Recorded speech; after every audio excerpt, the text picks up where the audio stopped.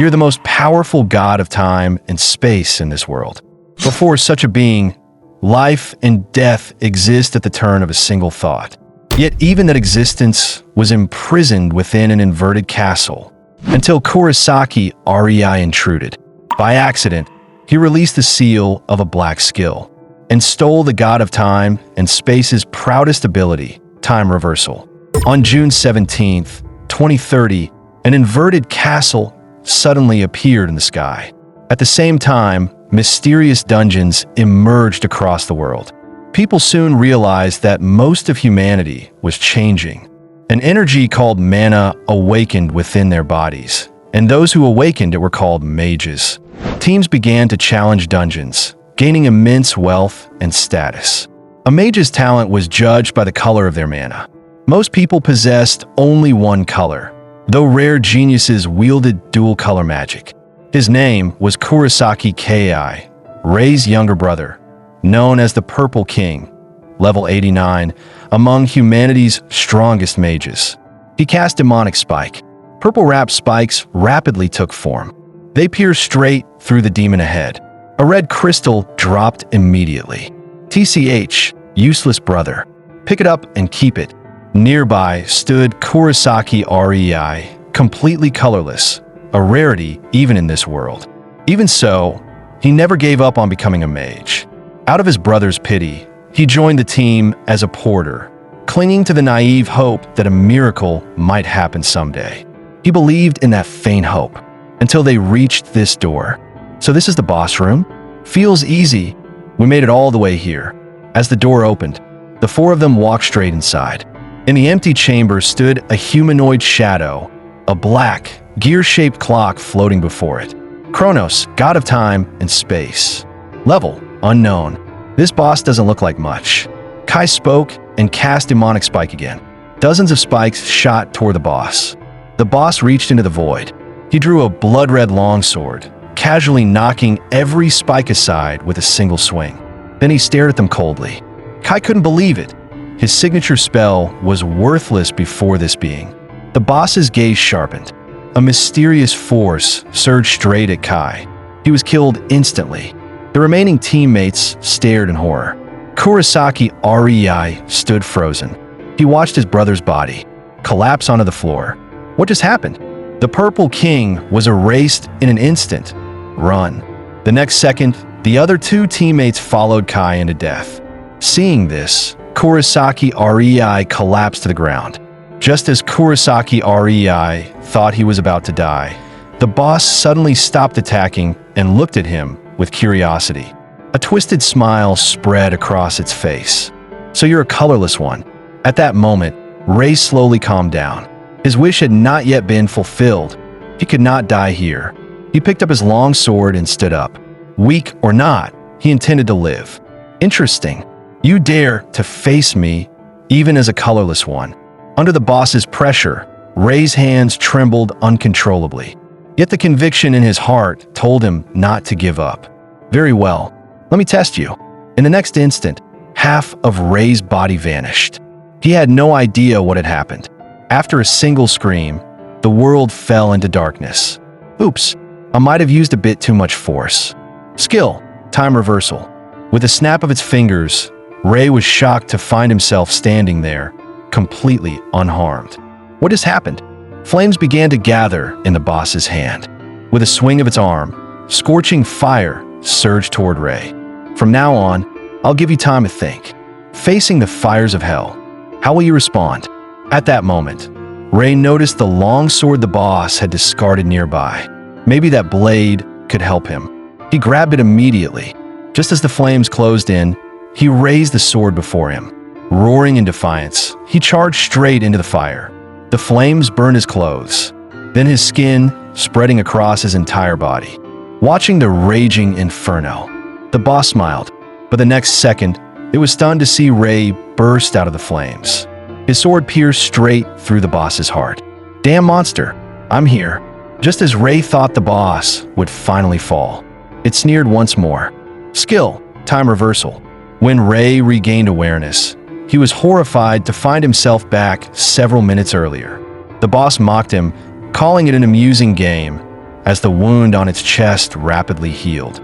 Facing such overwhelming power, Ray finally gave up. No matter what he did, it was meaningless. Was this how he was going to die? At that moment, a window suddenly appeared before his eyes. Existence of the god of time and space confirmed. Black skills seal released. Additional skill acquired. Skill absorption. Skill obtained. Time reversal. Kurosaki Rei stared at the information before him in disbelief. The boss seemed to sense the change. Could it be? At that moment, Ray immediately activated the newly stolen skill, Time Reversal. Countless afterimages of Kurosaki Kai began to circle him, soon swallowed by darkness. Only then did the boss react, but it was already too late to stop it. Executing Time Regression. During the rewind, Ray felt as if he saw a silhouette. Your power is not enough to defeat Kronos, the god of time and space. That is why I entrusted this skill to you. If it's you, there is a chance to defeat him because when Ray woke up again, he found himself back at home. To his shock, he had become younger. The scene outside the window shook him even more. The inverted castle was still white. After all, only from the third year after its appearance did black miasma begin to cover it. Once it turned completely black, the door would open. And beyond that door was the god of time and space himself. Ray suddenly remembered stealing time reversal during that battle, which meant when he saw the date on his phone read September 27th, 2024, he finally realized he had returned 7 years into the past. He quickly opened his skill window, only to find time reversal missing. Fortunately, skill absorption was still there. That was incredible. For 10 years, he had never learned a single skill. Now, with this ability, he could create miracles. And today was the very day everything would begin. The scene shifted as Ray arrived at the Mage Association building, the official body overseeing dungeon raids. The place looked brand new. It made sense since this was 7 years ago. Just then a voice stopped him. "Hey, Colorless brat, what are you doing here?" The speakers were two of his brother's lackeys. "Don't tell me you're here for the mage exam." Colorless trash. Trying again is pointless, isn't it? They weren't wrong. This wasn't Ray's first attempt. He had taken the mage exam again and again, only to fail every time. But this time was different. "Let go of my arm. Stop bothering me." He walked away without looking back. TCH, he's got some nerve ignoring us. At the registration desk, a woman was sorting documents. Rookie examiner, B-rank mage, Hinata Rina, level 27. "You're here again." Seeing Ray, Rina sighed helplessly. "Even if it's just an exam, one mistake can cost you your life," Ray replied calmly, full of confidence. This time, there shouldn't be any problems. Soon, the two arrived at the dungeon entrance for the assessment. "You don't need me to explain the test, do you?" "Obtain 3 magic stones from fairies." As soon as the words fell, Kurosaki Rei stepped into the portal. Normally, this assessment wasn't difficult for those who had awakened skills. However, on this very day, something completely unexpected occurred. A monster that should never appear in a tier 1 dungeon emerged. Little Red Hood Goblin, level 37. Why is a Little Red Hood here? As the examiner, Hinatarina immediately drew her sword and charged forward, shouting back, "Mr. Kurosaki, run." Ray's heart sank. The level gap was far too large. In his previous life, Rina had failed to overpower it, buying time for his retreat at the cost of her own body, and spending the rest of her life confined to a sickbed. That had been his fault. Because of his weakness, her life was ruined. But this time, he would change that tragic ending. The monster possessed a skill that greatly enhanced its physical abilities, so powerful that ordinary attacks could barely harm it. The moment it closed in, Ray rushed straight at it, punching its head. The damage was minimal, but the provocation was absolute. Enraged, the Little Red Hood Goblin leapt high, intent on tearing him apart. Now, skill absorption, extreme physical enhancement. Ray's physical stats surged dramatically. Instantly, the Goblin's enhancement vanished. "Your skill is mine. Go to hell." One sword strike later, the Goblin was slain outright. Skill absorption was terrifyingly powerful, This black skill could never be revealed. Rina stared at Ray in disbelief, repeatedly asking how he did it. Flustered, he replied, "Just a coincidence. No one would believe that." Rina snapped, "Fine. Don't tell me. Because of the irregular monster, the exam is canceled. I must report this to headquarters immediately." Ray looked toward where the monster fell. It was too early for an irregular to appear. He walked over and picked up the newly dropped magic crystals. 2 more crystals to complete the assessment. Rina cried out anxiously, "This isn't the time for that. The area is extremely dangerous." Before she finished, 2 goblins emerged from deeper within. They charged and were cut down by Ray's single swing. The fight ended instantly. Witnessing this, Rina was utterly stunned. These crystals should be enough, right? Rina was speechless, thinking about the exam in a moment like this. The scene shifted as they returned to the Mage Association building. Rina handed Ray an ID. "This is your mage license." Ray took it, eyes fixed on the words printed there. His emotions churned. He had finally reached this point. For this moment, he endured endless humiliation and ridicule without ever giving up. 10 full years as a porter in a team. Now at last he was a mage. Rina added, "And this, your earnings from exchanging those magic crystals." Magic crystals mostly drop from monsters. They are clean, valuable energy sources and can be sold to the association. Ray looked over the list, considering his future income. Then his eyes widened. 3 million. The crystal dropped by the little Red Hood goblin was worth that much. No wonder people said being a mage was insanely profitable. The scene shifted as Kurosaki Rei returned to the dungeon entrance. Thinking about how he had changed Hinata, Rina's tragic fate, how she had returned safely to the association instead of being crippled, filled him with genuine joy. The future had truly changed. Just as Ray prepared to enter the dungeon again, a mana hand suddenly appeared. It grabbed him tightly in an instant. "What are you doing here? A colorless mage like you wants to raid a dungeon alone? Do you realize that's against the rules?" Ray replied calmly, "I've already passed the mage exam. I'm qualified to enter alone." The man didn't believe him at all, grabbing his hair mockingly. "Then let me see your skills." Mana Hand, a skill that compresses mana and grants it physical form. Couldn't be escaped through extreme physical enhancement alone. In the next moment, Ray leapt up and smashed his forehead into the man's face. Blood burst from his nose. Skill Absorption, Mana Hand. The enemy's Mana Hand immediately dissipated. Ray raised his left hand and cast Mana Hand himself. The man was instantly restrained. Iketsu stared in shock. "How did you do that?" At the same time, Goto charged forward, flames gathering in his hand. A palm-sized fireball formed. "Try my fireball." Ray instantly activated extreme physical enhancement. With a single hand chop, he shattered the fireball. Before Goto could even recover, Ray clenched his fist and struck.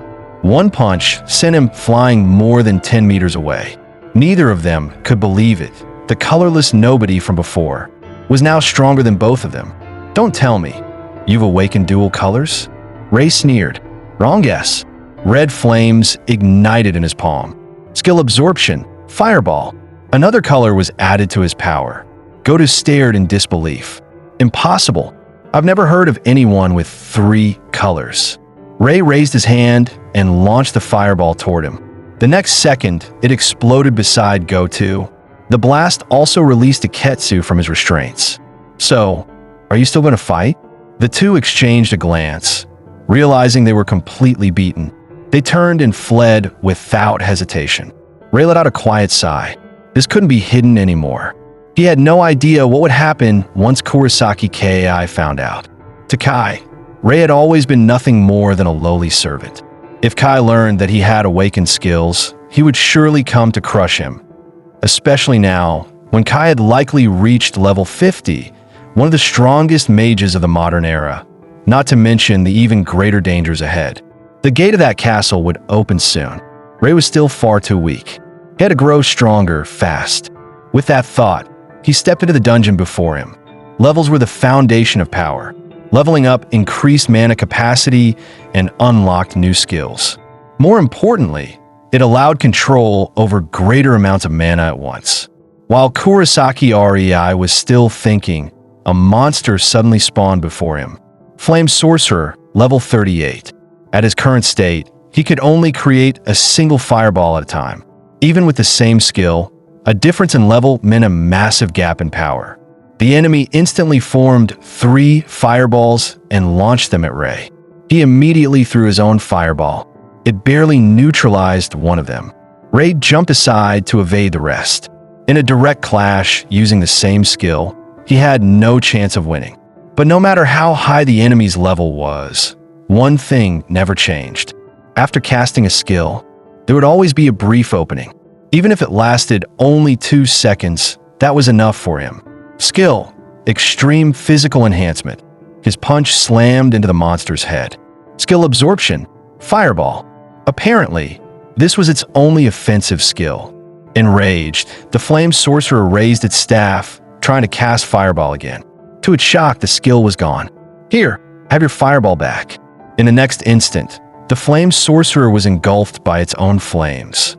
Unexpectedly, killing just this one monster caused Ray to level up several times in a row. Current level, 12. Defeating higher level opponents granted massive experience. Normally, this was extremely difficult, but with skill absorption, stealing their abilities made it far easier. His goal this time was clear: reach level 30. As he continued to defeat enemies far above his level, Ray's level rose at an astonishing pace. Before long, he had reached level 27. However, the higher the level, the harder it became to advance further. If he wanted to reach level 30 quickly, he needed to face even stronger monsters. Soon, he arrived at the deepest part of the dungeon, the entrance to the boss room. This would be the perfect experience cache on his path to level 30. As the door slowly opened, a monstrous figure stood in the empty chamber.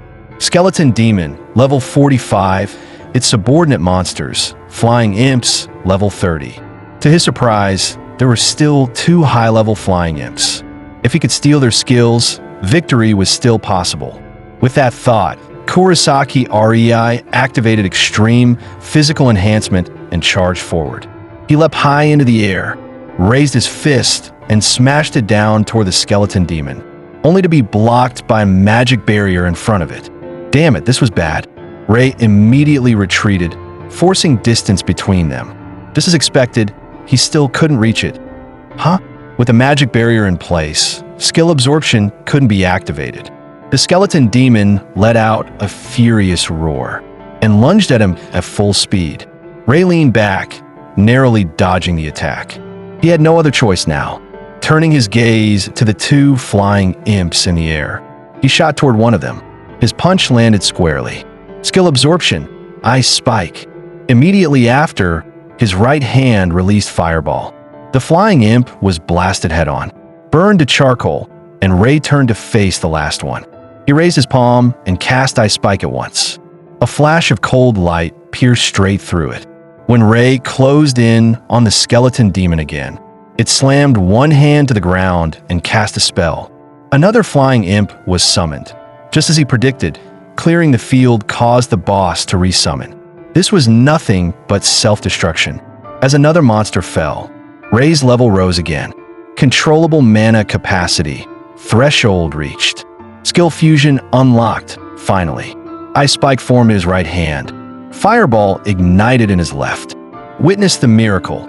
Skill fusion. As his hands came together, ice and fire mana intertwined. The next instant, Ray leapt skyward, his right arm wrapped in red and blue energy. Skill. Ice Flame Spear.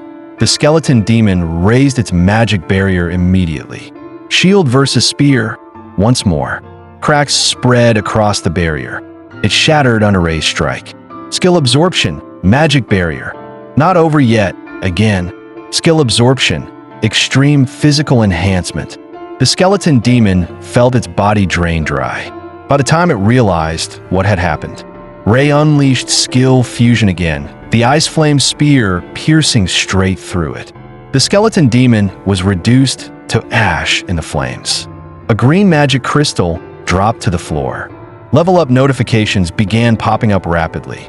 His level jumped from 28 straight to 33. Skill fusion, the technique of combining two different elemental skills into one, was an advanced method usually unlocked around level 30. It was finally over. He had done it. At that moment, another system window appeared. Level requirement met. Retainable skills increased via skill absorption. Skill slots, 3-5. The scene shifted back to the Mage Association building. Ray brought the magic crystals for exchange. Rena stared at them in shock. You defeated the skeleton demon and reached level 33 in a single day. Ray replied calmly, guess I just got lucky. I've never heard of anyone hitting level 33 in one day. Just as Ray was officially certified as a B-rank mage, a familiar figure stepped forward. Wait, did I hear that right? This lapdog is B-rank. There must be a mistake. Ray's gaze turned cold. Kurosaki Kei. Of all places, he hadn't expected to meet him here. A colorless man with no skills. How could he possibly be a B-rank mage? A staff member explained, you may not know this, but Mr. Kurosaki REI defeated both Little Redcap and the Skeleton Demon. Hearing that, Kurosaki Kei immediately turned and stared coldly at Ray. Is that true? As the words fell, he wrapped his fist in purple mana and swung. A massive impact echoed through the hall. Kai's punch was firmly blocked by Ray's magic barrier. Honestly, that kind of behavior is dangerous. So you really did awaken a skill? Just recently. I didn't get the chance to tell you. Don't think awakening a skill gives you the right to be arrogant.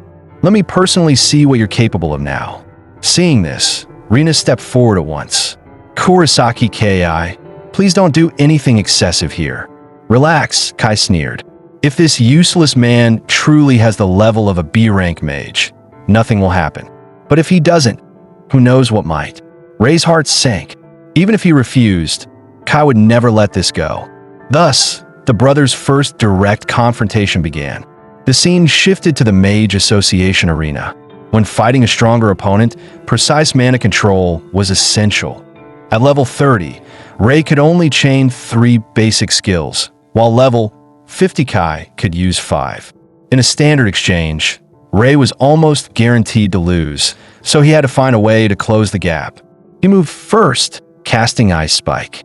Kai instantly countered with Fireball. Their attacks arced through the air, then collided head-on. A thunderous explosion engulfed the arena in smoke. At that moment, Kai's expression shifted. Ray burst out of the smoke, extreme physical enhancement activated. A yellow buff skill, 2 colors already.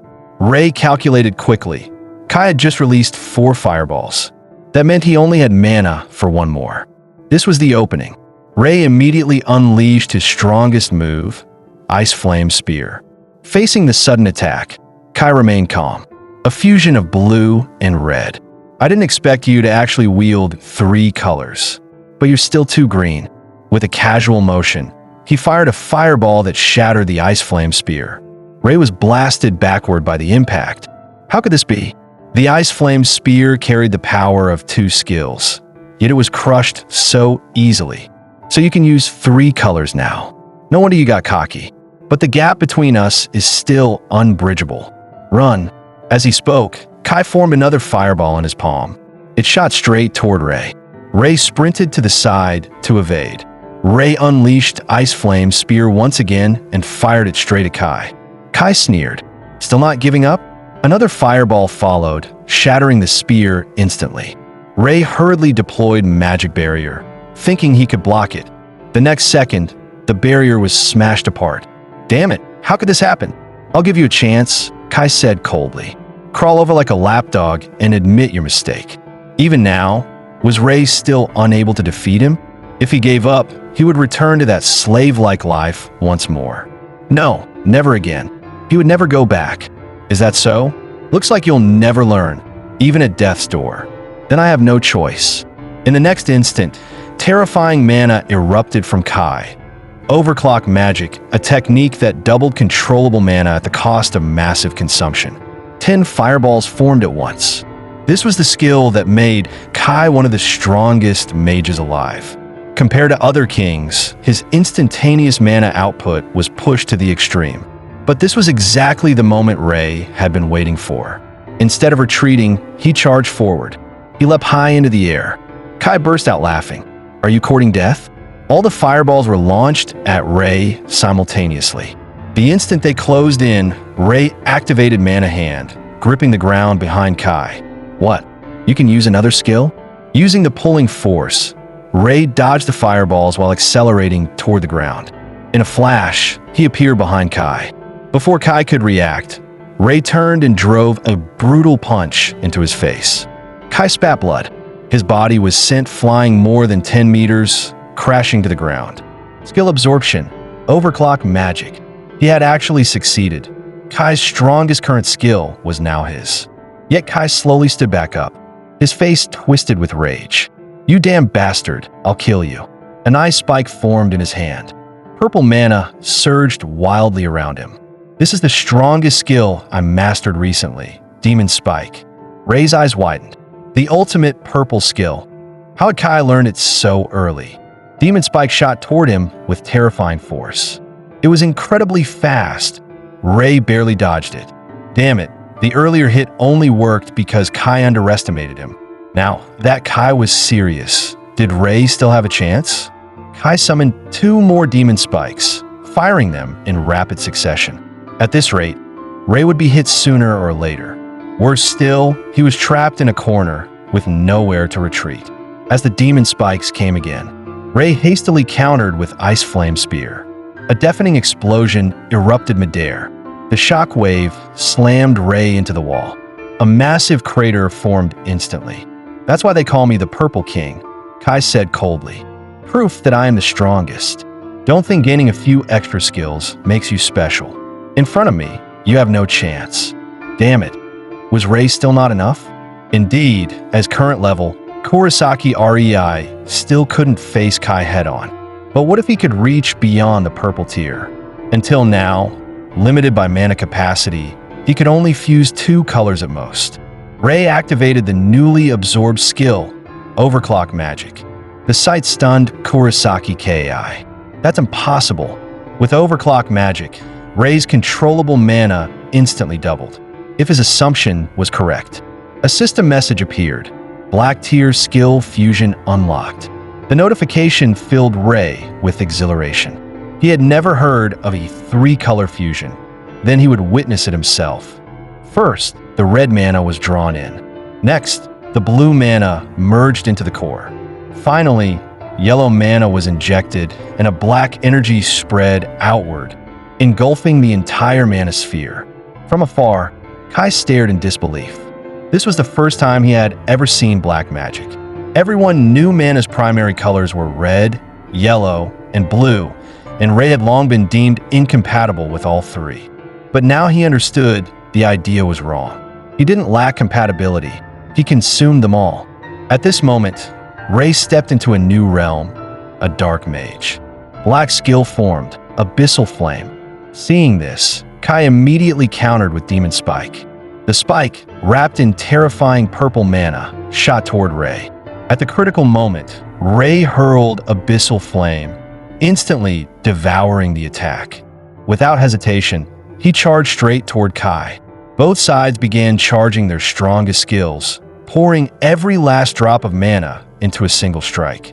The outcome would be decided here. In the next instant, the 2 attacks collided head-on. As Demon Spike shattered, Kurosaki Kai was swallowed by the massive explosion. When the smoke cleared, only Kurosaki Rei remained standing in the arena. The duel was over. He had won. Kai lay on the ground, completely unconscious. Ray had finally done it. He no longer had to live under Kai's shadow. At that moment, the arena gates opened. Hinata Rina rushed in anxiously. "Mr. Kurosaki Ray, are you alright? That skill you used just now, what was it?" Ray knew she had witnessed the entire battle. There was no point in hiding it anymore. "As you saw, I mastered a black tier skill." Even after seeing it herself, hearing the confirmation left Rina stunned. "That means the world's first black tier skill." Ray asked calmly, "Am I obligated to report this to the Mage Association?" "If possible." I'd like your help keeping it confidential." Rina hurriedly apologized. "I'm sorry. That wasn't my intention. I just thought you might be missing a rare opportunity. In every color system, the strongest mage is granted the title of king. Since you're the only dark mage in the world, you should become the Black King." The Black King. The title was tempting, but Ray wasn't planning to accept it. It wouldn't increase his power right now. "By the way, is it really fine to just leave him there?" Rina replied casually, "Don't worry. He's the Purple King. Injuries like that won't be fatal. If you're concerned, I can take him to the medical wing." Just then, both of their phones vibrated. Ray immediately checked the alert. "Warning, dungeon detected at west entrance of Era Park. Recommended level, 70. The Ikebukuro dungeon, it's finally here." What shocked Rina wasn't its proximity, but the recommended level, 70. Even the top mages today were only around level 50. In a previous life, within a week of its appearance, it became clear that even kings couldn't clear it. The Ikebukuro dungeon was eventually abandoned, and that abandonment marked the beginning of tragedy. With no one challenging it for too long, the dungeon went berserk, unleashing countless monsters and plunging the entire city into endless darkness. From then on, people learned that if a dungeon wasn't cleared within the time limit, the monsters inside would break out. The Ikebukuro dungeon became humanity's first origin point of a dungeon rampage. It was a dark age. Many were slaughtered by monsters, and the population dropped sharply. Kurosaki Rei would never let that tragedy repeat. No matter what, he would stop it. Rei told Hinata Rina he wanted to challenge that dungeon, and Rina was startled. She urgently told him to give up. It was far too dangerous. It was a level 70 recommended dungeon, and only A-rank mages or above were allowed inside. Rei felt relieved. There was still time before the rampage. He told Rina not to worry. He wasn't going right now. He would use this chance to grow stronger and register for next week's rank exam. He planned to advance to A rank. Rina was shocked. She said Rei might pass with his current ability, but not yet. Rei was confused and immediately asked why. Rina explained the A rank exam required clearing a B rank dungeon with teammates, so he first had to form his own party. Scene shift. Rei sat listlessly in the Mage Association Hall. He had sent party requests to every mage he could contact. To his surprise, all of them rejected him because he was colorless. Somehow, the rumor spread, and people mocked him as the legendary Colorless one. Rei needed to clear an unexplored B-rank dungeon within a week. But forming a team became his biggest problem. Just then, a quarrel in the distance caught his attention. Someone scolded a girl.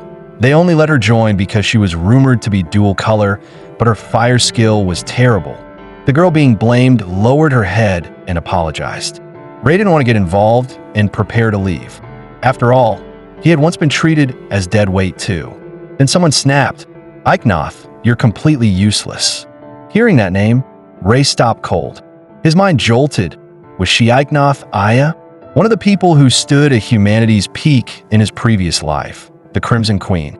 But at this point, Icknoth was still a mage lacking strength. To Rei's surprise, her past mirrored his own so closely. Icknoth begged, "Please don't kick me out. If you do, I won't be able to pay for my sister's treatment. I'll do better next time.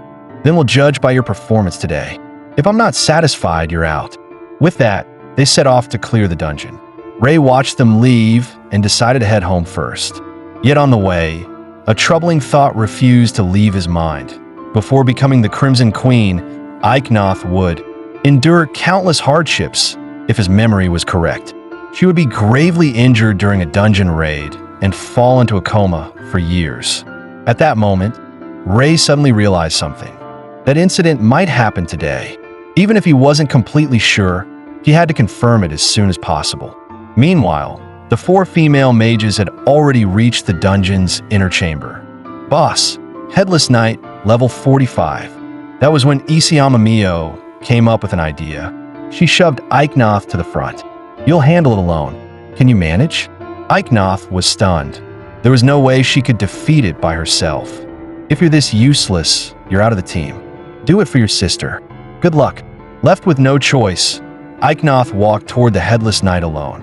Skill: Fireball. Searing flames shot straight at the knight.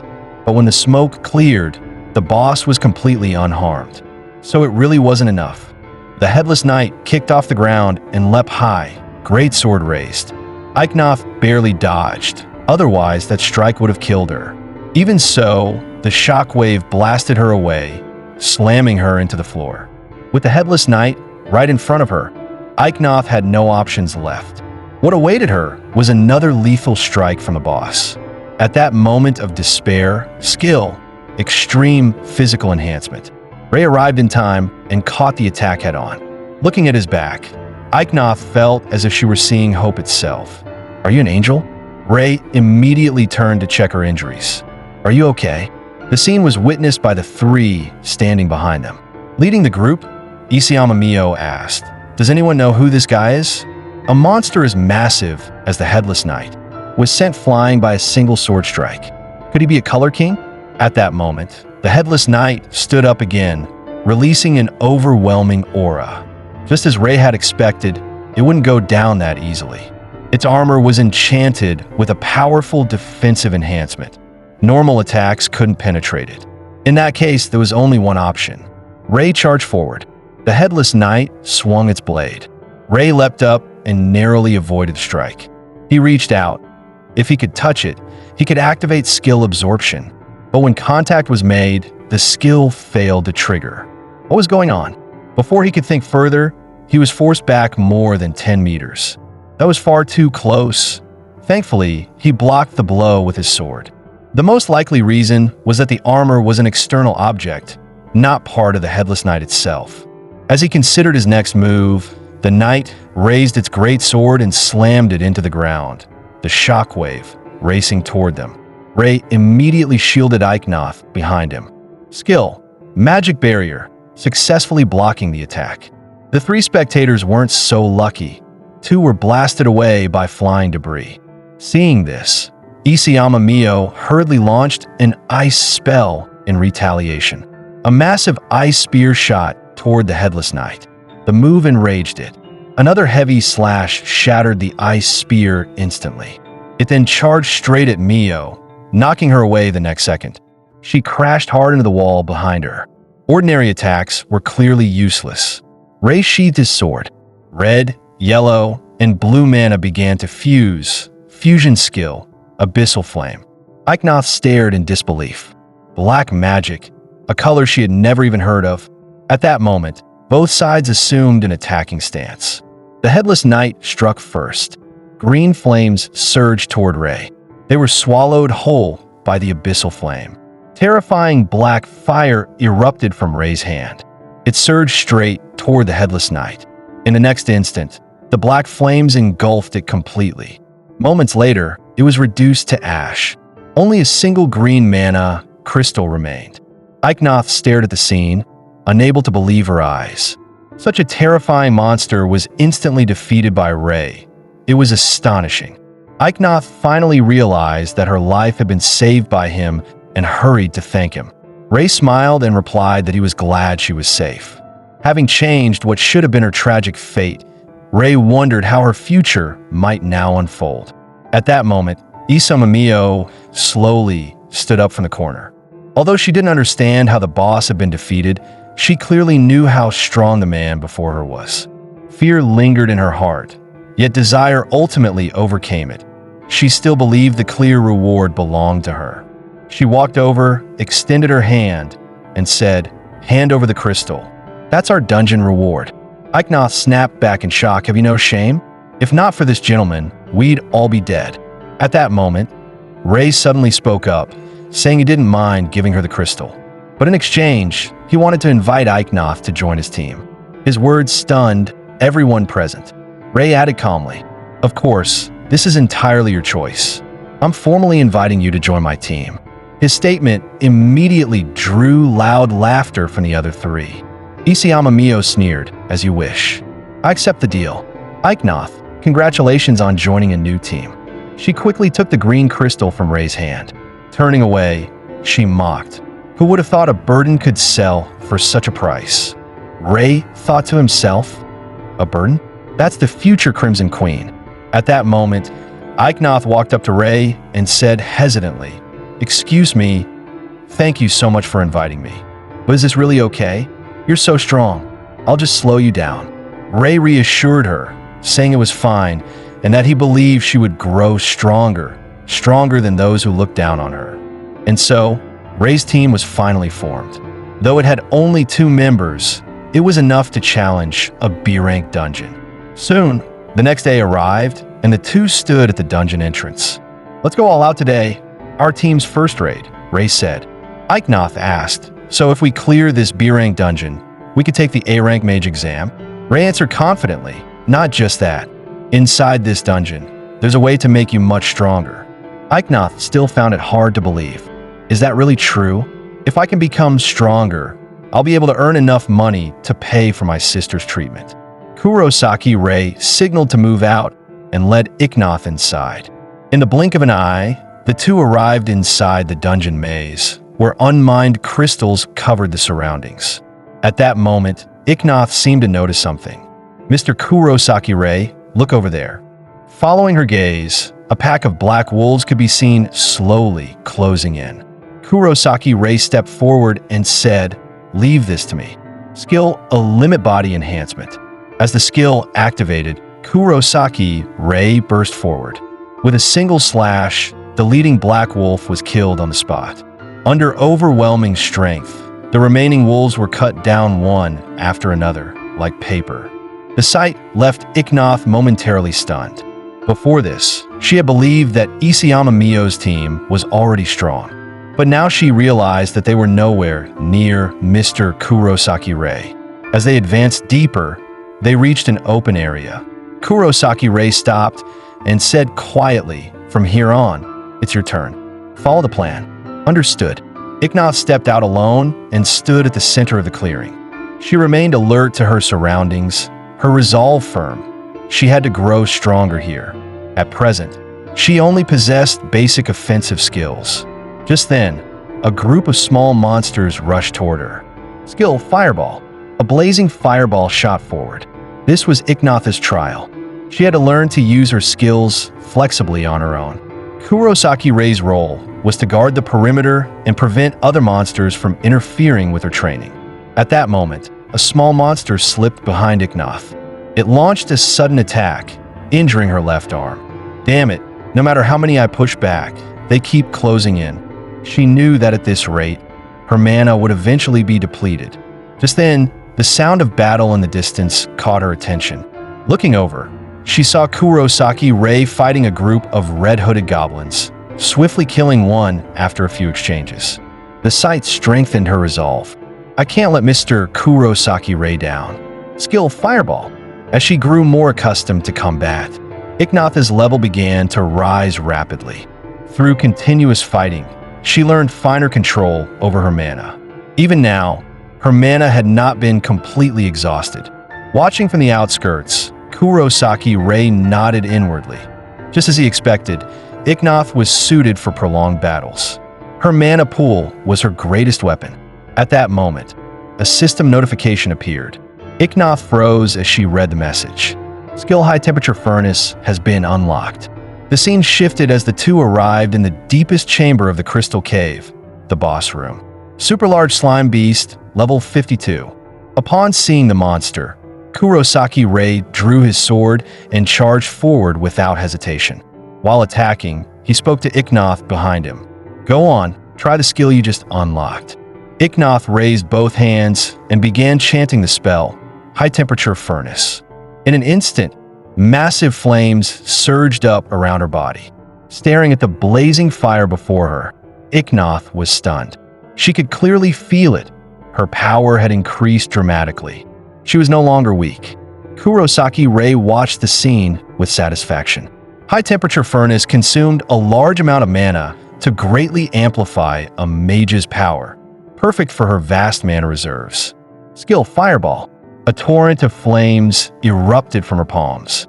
Seeing the effect, Kurosaki Ray felt a surge of delight. It was even more impressive than he had imagined. Only with this kind of power could she one day become the revered Crimson Queen. Kurosaki Ray praised her without restraint. That attack just now was excellent. The compliment made Icknoth blush. She herself hadn't expected such a result. All of this is thanks to your help. Otherwise, I would never have known that I could become this strong. B-rank crystal dungeon cleared. The scene shifted as the two left the dungeon. Next came the A-rank mage examination. No matter what, Kurosaki Rei had to pass.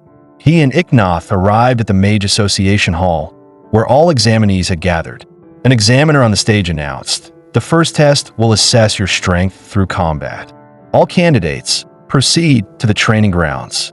However, on the way there, they encountered several unwelcome figures. "I never expected someone like you to dare take this exam."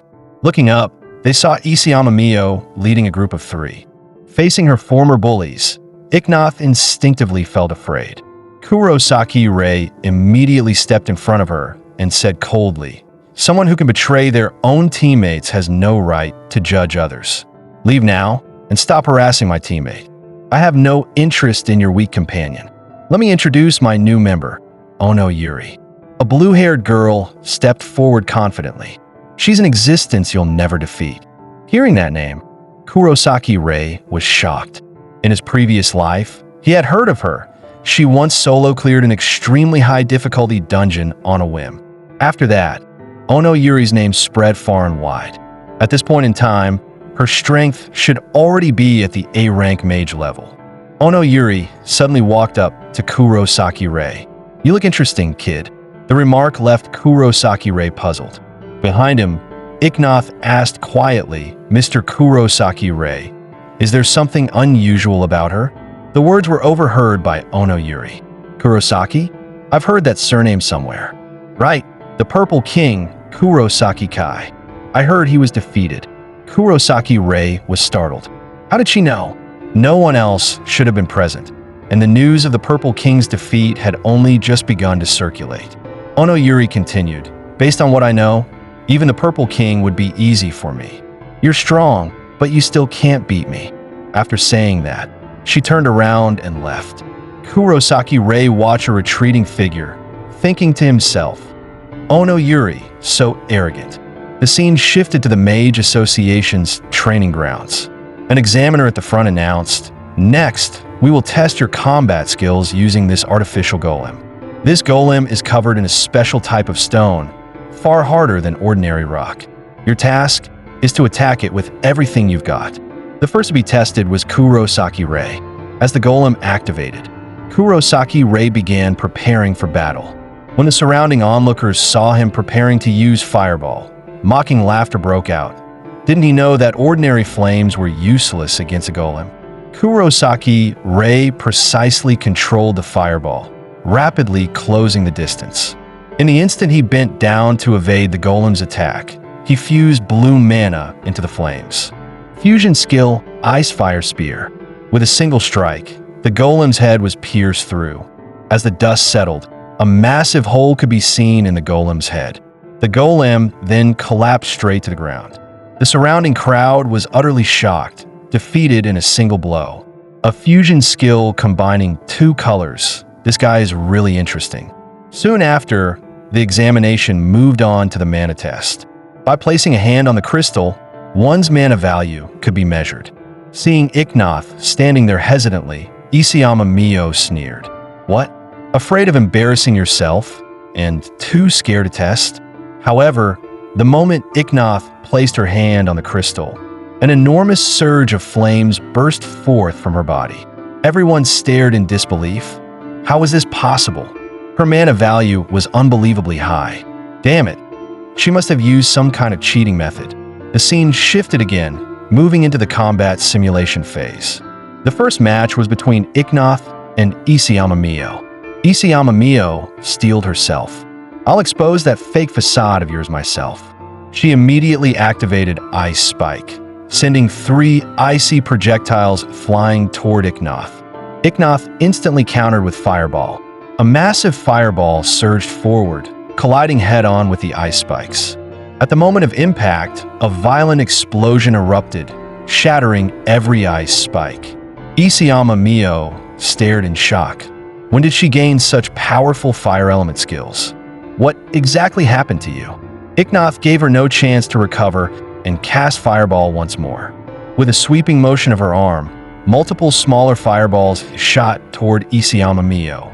Seeing this, Isayama Mio panicked and immediately activated Magic Barrier, blocking all incoming fireballs. She sneered inwardly. How foolish. As expected, her combat experience was still lacking. The moment this barrage ended would be her chance to counterattack. However, Isayama Mio quickly realized that the fireballs were striking her barrier without pause. What is this? That's impossible. Why hasn't her attack stopped? No one understood Icknoth's strength better than Kurosaki Rei. It was her immense mana reserve. As long as her mana wasn't depleted, her attacks would never cease. A barrier of this level simply couldn't withstand the continuous bombardment of Fireball. With a sharp cracking sound, the magic barrier shattered. Isayama Mio turned and tried to flee in panic. The next instant, flying debris slammed into the back of her head. She lost consciousness and collapsed to the ground. Seeing this, the referee stepped forward and immediately declared the winner of the match, Icknoth. After leaving the arena, Kurosaki Rei praised her once. Well done. That was an excellent match. Just as he was still pleased for her. The next match was announced. Kurosaki Rei versus Ono Yuri. Ono Yuri looked at Kurosaki Rei with amusement. This is quite an interesting matchup. By the way, you must have a reason for taking this exam, right? You seem far more prepared than the others. I'd like to know why. Kurosaki Rei clenched his fist and replied firmly, because no matter what happens, there's one thing I must accomplish. That's why I can't stop here. Hearing this, Ono Yuri paused for a moment. Then she smiled charmingly. Too bad. You're facing me. You might not realize it, but I'm very strong. I know, but I still want to try. Interesting. It's rare to see someone this confident. Then let's begin. Skill Mana Conversion, Blue Flame Blades. Rows of blue flame blades materialized before Ono Yuri. In the next moment, they shot rapidly toward Kurosaki Rei. Kurosaki Rei raised his blade and struggled to block them one by one. Damn it, there are too many. This was the true threat of her power. Mana Conversion was an extremely powerful skill that allowed complete control over one's own mana. At that moment, Kurosaki Rei sensed imminent danger. A massive blue flame blade descended from above, but he narrowly avoided it with a timely backward leap. Ono Yuri looked shocked. I didn't expect this. You actually dodged that attack.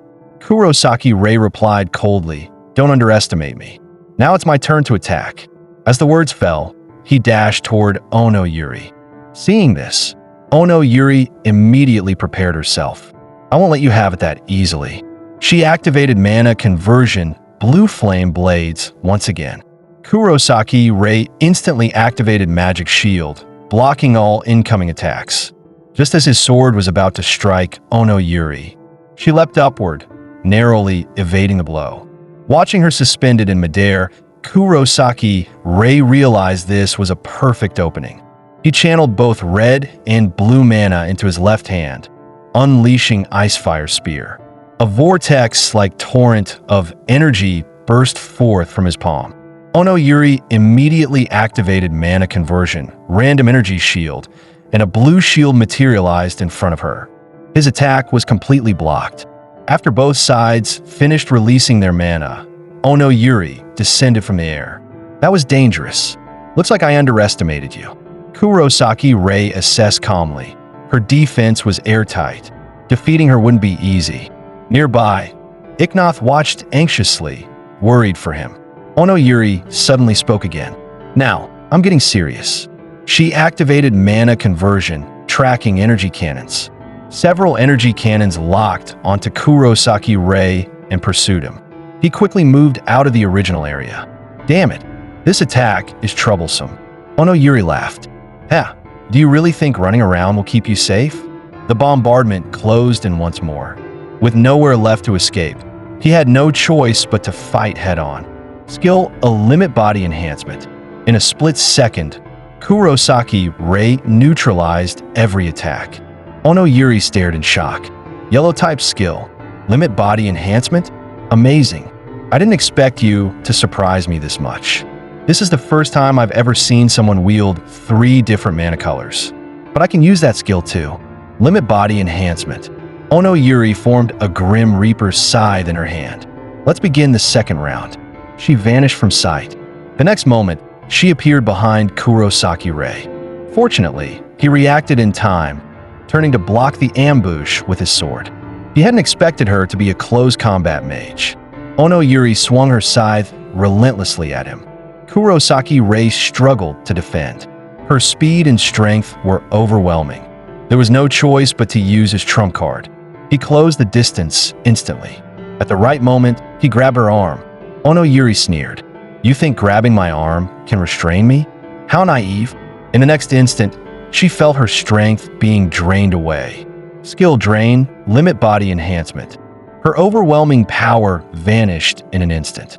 Kurosaki Rei seized the opening and struck her abdomen with a heavy palm. Ono Yuri stared in disbelief. "What did you just do to me?" Before she could finish speaking, she lost consciousness and collapsed. The referee immediately declared the result. Winner, Kurosaki Rei. The scene shifted as Ono Yuri woke up in the hospital room. Kurosaki Rei arrived with Icknoth to visit her. "You're finally awake. You had me worried for a while." Ono Yuri replied, "I never expected you to be that strong. I lost completely. So you didn't come here just to show off, did you?" Kurosaki Rei answered seriously, "Of course not. I have good news for you. Because of your outstanding performance in battle, you've now become an A-rank mage." That he then spoke frankly, "Allow me to be direct. Would you be willing to join my team?" Hearing this, Ono Yuri was completely stunned. Kurosaki Rei continued, "To conquer high-difficulty dungeons, we need your strength. Let's climb to the top of this world together." As soon as he finished speaking, Ono Yuri suddenly burst into laughter. "You're really interesting. I accept. If I follow you, my life might become much more exciting." Kurosaki Rei raised his hand. "Welcome to the team." With that, another powerful ally was added. At that moment, the entire hospital room began to shake violently. Icknoth looked around in confusion. "What's happening? Is this an earthquake?" Kurosaki Rei stared out the window in shock, a sense of dread rising within him. Deep within the inverted castle, the god of time, Kronos, was bound tightly by countless chains. "Don't tell me that's all you've got. Just a little more, ha ha ha ha." Before long, the tremors gradually subsided. This immediately reminded Kurosaki Rei of his previous life. Before the Ikebukuro dungeon went berserk, similar earthquakes had occurred many times. That meant their remaining time was limited. The dungeons of this era were unprecedented in difficulty, and it had to be cleared before that tragedy happened. With this in mind, Kurosaki Rei spoke solemnly to his 2 companions. "Our team's first objective is to conquer the Ikebukuro dungeon." Hearing this, Icknoth looked visibly shocked. "That's the most difficult dungeon in the country. Can the 3 of us really do it?" Ono Yuri asked, "Is this sudden proposal because of the earthquake just now?" Kurosaki Rei replied seriously, "Yes. I have a very bad feeling. There have been frequent reports of monsters suddenly attacking civilians lately. Something terrifying is about to happen." Although he didn't reveal the full truth, both of them agreed without hesitation. Kurosaki Rei said solemnly, "Thank you for trusting me. Then let's move." The scene shifted to the next day as the 3 went to the Mage Association to apply for dungeon clearance. After completing their preparations, they arrived beneath the Ikebukuro dungeon. Gazing at the dungeon ahead, Ono Yuri said excitedly, "So this is the level 70 recommended high difficulty dungeon? This is thrilling." Icknoth asked with lingering concern, "Why don't we invite more mages to join us?" Kurosaki Rei replied helplessly, "I'm sorry. At the moment, the only A-rank mages I can find and trust are the 2 of you if only someone named Okawa could join us." In his previous life, Okawa had always been one of the nation's top mages, but his current whereabouts were unknown. If the dungeon were to go berserk again, within that inverted castle, the god of time, Kronos, would appear once more. Kurosaki Rei resolved inwardly. He had to stop all of this from happening. Time is running out. Let's depart immediately and conquer the Ikebukuro dungeon. The scene shifted as Kurosaki Rei's group entered the dungeon interior. Unexpectedly, they encountered a monster the moment they stepped inside. Kurosaki Rei narrowed his eyes. It was eerily familiar. A skeleton demon, the same type he had defeated in a previous dungeon, level 71. Prepare for combat. This one won't be easy. Upon receiving the command, Icknoth and Ono Yuri immediately activated their magic. The battle began at once, with Kurosaki Rei charging forward first. Fusion skill, Ice Fire Spear. The combined red and blue mana slammed directly into the skeleton demon's barrier. However, that level of power alone wasn't enough to break a high-level shield. But this time, Kurosaki Rei was not fighting alone. Ono Yuri leapt into the air with her Reaper's scythe raised high, while Icknoth's fireball had already finished charging. Their attacks struck the skeleton demon's barrier simultaneously. The barrier shattered instantly. Seizing the opening, Kurosaki Rei rushed forward with his sword. A flash of steel, the skeleton demon was slain on the spot. A green crystal dropped onto the ground. Good coordination. I didn't expect us to defeat a level 71 skeleton demon this easily. Ono Yuri looked puzzled. I've always wondered, Kurosaki Rei, why can you use so many different mana colors? Kurosaki Rei chose not to hide it.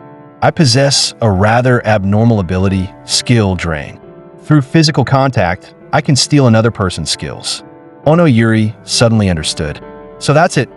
No wonder I felt my skill disappear back then. Kurosaki Rei reassured her. Don't worry, I already returned it to you. Hearing this, Icknoth was deeply shocked. Such an outrageous ability truly existed. She recalled how unbelievable the plan to conquer the Ikebukuro dungeon had sounded at first. Now, with Kurosaki Rei as their leader, it truly felt possible. She silently resolved not to become a burden to the team. With flawless coordination, the trio defeated large numbers of monsters, rapidly leveling up. Before long, they reached the boss room entrance. Icknoth spoke anxiously. The tremors are getting stronger. This boss must be extremely powerful. Can we really handle it? Kurosaki Rei replied firmly, Don't worry. Trust us, we can do this. With that, the three stepped inside. At that very moment, the ground behind Icknoth burst open and a massive tentacle shot out. By the time anyone reacted, it was already too late. Icknoth was instantly wrapped up and dragged away. A grotesque, giant monster appeared, Ikebukuro, dungeon boss. Reaper Harvester, level 89. Kurosaki Rei stared in shock. This made no sense. The boss should have been deep inside the room. Ono Yuri cried out anxiously, This is bad, Captain. What should we do now? Kurosaki Rei replied in a low voice, The situation is critical. No matter what, we must get Icknoth back. In truth, all of this was the interference of Kronos, the god of time. He had finally taken action. Kronos laughed. This is the absolute limit of what my power can achieve right now. Let it be the beginning of a new era. Come forth, Reaper Harvester. The scene shifted. Fortunately, at the moment of crisis, Icknoth activated a magic barrier, completely enveloping herself. The tentacle attack was blocked, but she was trapped and unable to escape. Kurosaki Rei grew increasingly anxious. Even someone with Icknoth's vast mana reserves would eventually run dry. Using abyssal flames now could easily endanger her, leaving close-range combat as the only option. With that in mind, Kurosaki Rei quickly told Ono Yuri that he would draw the tentacle's attention while she rescued Icknoth. With the plan set, the two charged straight toward the Reaper Harvester. A tentacle lashed out. Kurosaki Rei leapt aside, the terrifying impact shattering the ground. He was inwardly shocked. Such power from a normal strike. A direct hit would be fatal. The instant he landed, the ground behind him suddenly shifted. Another tentacle burst forth, rushing toward him. Seeing this, Icknoth cried out anxiously, Watch out. At the critical moment, Kurosaki Rei activated the skill mana hand. The massive hand embedded itself firmly into the nearby wall. Using its tremendous grip, he flung himself away, narrowly evading the attack. It had been an extremely close call. At that moment, Ono Yuri rushed straight toward the boss and leapt high in Icknoth's direction. "You ugly monster! Let my teammate go." In the next instant, her Reaper scythe slammed down heavily onto the tentacle. What followed was hard to believe. That powerful strike caused no damage at all. Damn it, this was clearly some kind of enhancement skill. The creature reacted immediately, directing its tentacles toward Ono Yuri. Left with no choice, she was forced to retreat. Watching the boss before them, confusion grew. It was clearly abnormal. Under normal circumstances, tentacle-type monsters were never known for high defense, nor were they known to possess enhancement abilities. Even more unsettling was the fact that, as a boss, it had willingly left its boss room.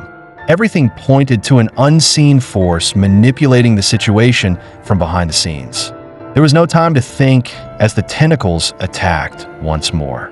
The three of them engaged in a fierce battle against the tentacles. From above, Icknoth saw everything unfold and realized that part of the current situation stemmed from her own passivity. She had long relied on the combat environment her teammates created for her. She couldn't remain passive any longer, but what could she do now? Meanwhile, Kurosaki Rei and Ono Yuri were rapidly consuming their mana in battle. If this continued, they would eventually be worn down. As she looked toward Kurosaki Rei, something suddenly came to mind. She had almost forgotten that skill. Kurosaki Rei shouted for her to cast Mana Fusion on them. Ono Yuri froze for a moment. Mana Fusion was infamous for its massive cost and was widely regarded as useless. Kurosaki Rei knew this well. In his past life, the skill had been dismissed as worthless. However, it wasn't until one person appeared that this so-called useless skill revealed its true value. That person was Icknoth. Because it had long been labeled a worthless skill, she had never used it before. Trusting Kurosaki Rei, she activated Mana Fusion without hesitation, thinking that no matter what, she wanted to help everyone. Streams of mana began flowing continuously toward Kurosaki Rei and Ono Yuri. Feeling the mana in her hands, Ono Yuri exclaimed in shock, "This is unbelievable! My mana is actually recovering." Kurosaki Rei let out a quiet breath of relief. The essence of Mana Fusion was simple, sharing the caster's mana, a technique only possible for mages with immense reserves. Icknoth was exhilarated. So this skill really lets me share my mana with my companions. But she quickly realized the transferred amount was still insufficient. The magic barrier was the reason. Maintaining 2 spells at once was draining her mana at an extreme rate. In the end, Icknoth made a decision that stunned everyone. She dispelled her magic barrier entirely, exposing herself to the tentacles. No one could believe what they were seeing. Why? Why would she do this? The moment the barrier vanished, Icknoth was instantly bound by the tentacles. Leave the rest to you. High temperature furnace. This skill consumed enormous amounts of mana to amplify spell power, and under the enhancement of Mana Fusion, a massive surge of mana flooded into Kurosaki Rei and Ono Yuri. Kurosaki Rei shouted desperately no, but was already too late. Meeting you all has made me truly happy. Goodbye. As her final words faded, Icknoth was completely swallowed by the tentacles. Kurosaki Rei looked at Ono Yuri with cold resolve. "Yuri, failure is not an option this time that I understand," she replied.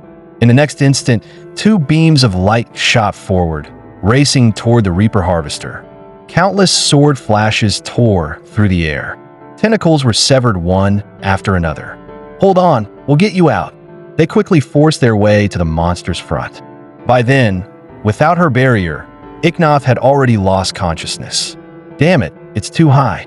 Even at full strength, Kurosaki Rei couldn't reach it. Beside him, Ono Yuri said calmly, "Don't worry, I can handle this." She released blue mana, and step after step, stair-like platforms formed entirely for mana right before Kurosaki Rei. He immediately dashed up the steps. "Yuri, that helped a lot."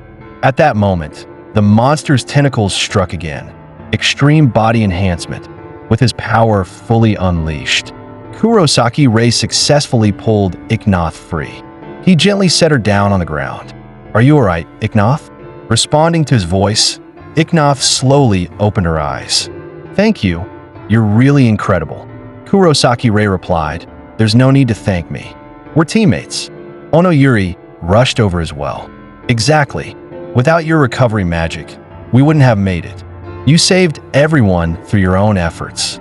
Hearing her abilities acknowledged, Icknoth smiled from the bottom of her heart. All that remained now was to slay the creature's true body. The severed tentacles were rapidly regenerating before once again launching violent attacks. "These tentacles are a nuisance. If this continues, it'll never end. Leave the rest to me." As he spoke, Kurosaki Rei drove his sword into the ground. Then, empty-handed, he charged straight toward the monster. The sight left Onoyuri stunned. "You're abandoning your weapon? What are you planning?" At that moment, a tentacle lashed out. Kurosaki Rei knew that a single abyssal flame wouldn't be enough to destroy it completely. But he still had one skill, Magic Overclock, which could instantly double his mana output. "Come on, let me show you what double the fun looks like." Black Magic, Abyssal Flame. Both of his hands ignited simultaneously, forming two black fireballs. The monster's core opened its massive jaws and lunged toward him. Kurosaki Rei hurled both flames forward, their overwhelming power surging straight into its mouth. By the time the creature realized what was happening, it was already too late. The black flames pierced straight through its body. A massive hole was blasted open in its head. The monster collapsed, lifeless. The level 89 Reaper Harvester had been defeated. Deep within the inverted castle, Kronos, the god of time, stared in disbelief. "Impossible! The Reaper Harvester was defeated? But you won't be leaving this place alive." Just as everyone began to savor their victory, a writhing mass of black liquid suddenly emerged from the monster's corpse, shooting straight toward Icknoth. Kurosaki Rei shouted instantly, "Get down!" Fortunately, they managed to evade the attack in time. Even so, black liquid continued to ooze from the remains of the creature. Seeing this, everyone sprinted toward the exit. Although no one knew what that thing truly was, Kurosaki Rei felt a deep sense of unease. They had to leave before it caught up. After finally defeating the boss, dying here was not an option. Soon, the exit came into view. But just as relief washed over them, the black liquid surged from behind once more, this time in numbers vast enough to engulf them all. At the brink of despair, a voice rang out sharply, "Everyone, fall back!" In the next instant, a massive wall of light materialized, blocking the black liquid completely. The sight left everyone stunned. What was going on? The voice sounded again, slightly breathless. That was close. I almost thought I wouldn't make it in time. A blonde-haired man then appeared before them. "Hello, it's good to meet you all." Icknoth froze for a moment before speaking. "Thank you for saving us. May I ask who you are?" Before he could answer, Kurosaki Rei spoke first. "Your name is Oikawa Hikaru, isn't it?" Oikawa Hikaru's eyes lit up. "You know me? I didn't expect to be this famous already." Hearing the name, Icknoth was utterly shocked. Before entering this dungeon, Kurosaki Rei had mentioned him, originally intending to recruit him for the raid, never expecting to encounter him here. He was stronger than anyone present, the strongest S-rank mage of the current era. In the past life, as the most powerful yellow mage, he had earned the title Yellow Emperor. His yellow defensive abilities were especially formidable. Without his intervention, just now, everyone would have been wiped out. Oikawa Hikaru spoke again. "I didn't expect to run into you the moment I arrived. In any case, my mission is complete. Not long ago, I was sent to another dungeon due to orders from above. But while I was there, someone urgently contacted me and told me to come here immediately for rescue." This left Kurosaki Rei confused. He had never contacted anyone. The only person who knew about their operation was Hinata Rina, the registrar. He would have to thank her properly once they returned. At that moment, Oikawa Hikaru turned his gaze to Kurosaki Rei. "You're the Purple King's older brother, Kurosaki Rei, right?" When the other party called out his name, He was visibly stunned. "You know me?" Oikawa Hikaru replied. "I've only heard rumors about you. Seeing you in person, I realized none of them were reliable. Who would have thought that someone labeled a failure by everyone would defeat the strongest boss so far?" The black liquid that had been writhing moments ago slowly dissipated, leaving behind only a single black magic crystal. Oikawa Hikaru picked up the crystal and said, "This is the first time I've seen a crystal this massive. You can imagine how powerful that boss must have been.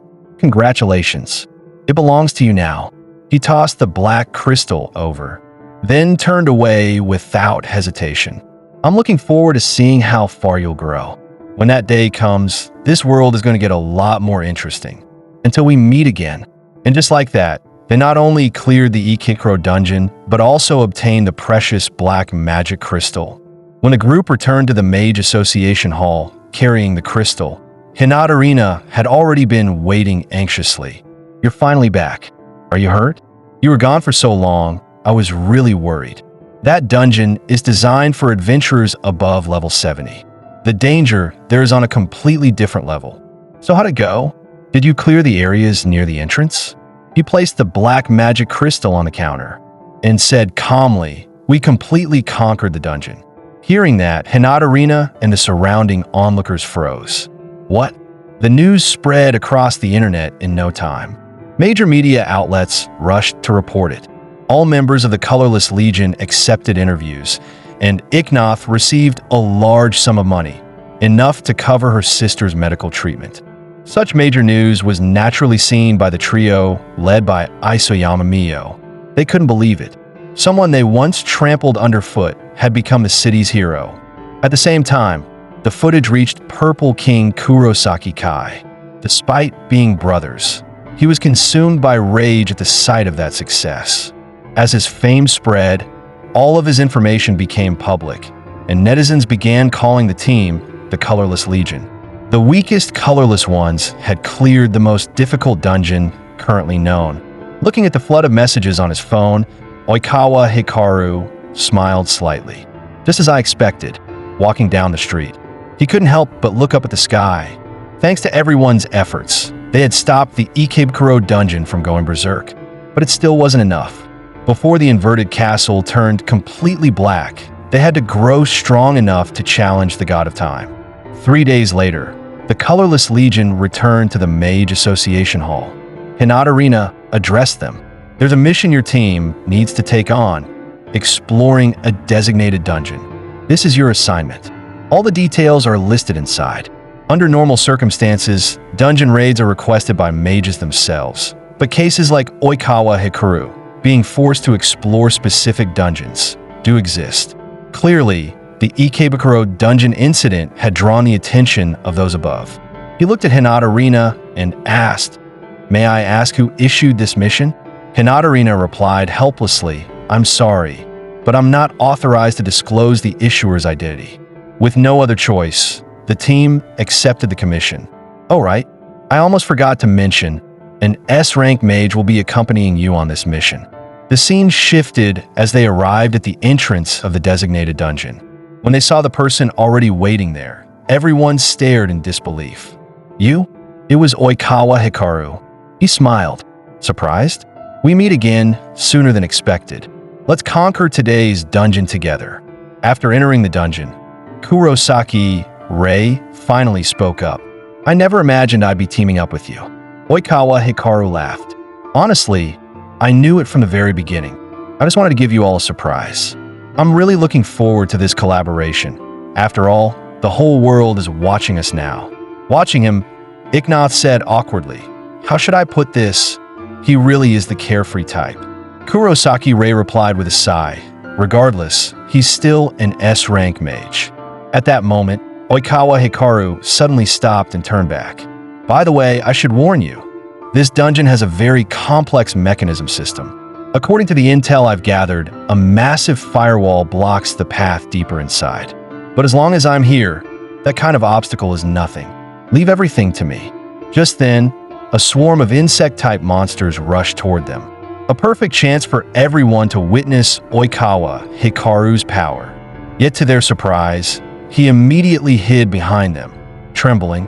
"Sorry about this. Insects are my greatest weakness. I'll leave them to you." The team was left speechless. So much for a legendary powerhouse. With no other option, they took on the monsters themselves. Icknoth raised her right hand. "Skill, Fireball." The fireball exploded upon hitting one of the monsters. Ono Yuri charged forward as well. Compared to what we fought before, these things are nothing. Skill, Mana Conversion, Blue Flame Blade. With a single swing, she split the monster in two. Kurosaki Ray followed up smoothly. "I'll handle the rest." Skill, Ice Fire Spear. A spear formed from red and blue mana slammed into the swarm, wiping out the remaining enemies in an instant. While the group was celebrating, Oikawa Hikaru, who had been hiding in the corner, stared in amazement. "You're incredible. Thanks to you this time. Next run, I'll carry you. Just don't throw insects at me. Anything else, I'm unbeatable." At that moment, a pack of wolf-shaped monsters suddenly appeared behind them. As they lunged toward Oikawa Hikaru, a yellow glow trapped them in place. No matter how hard they struggled, they couldn't break free.